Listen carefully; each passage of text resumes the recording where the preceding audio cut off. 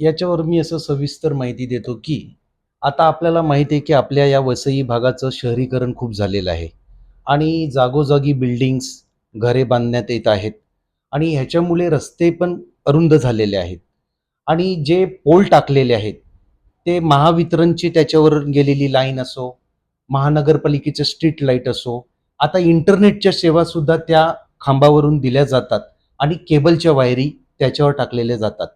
सर्वसामान्य माणसाला त्याबद्दल काहीच माहिती नसते.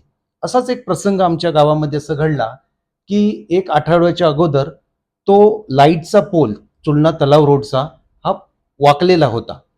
आम्ही महानगरपालिकेला त्याविषयी इन्फॉर्मेशन दिली आणि महानगरपालिकेने 7 दिवस त्याच्यावर दुर्लक्ष केलं. त्याच्यानंतर जेव्हा पाऊस चालू झाला, तो परत तो पोल वाकला आणि ही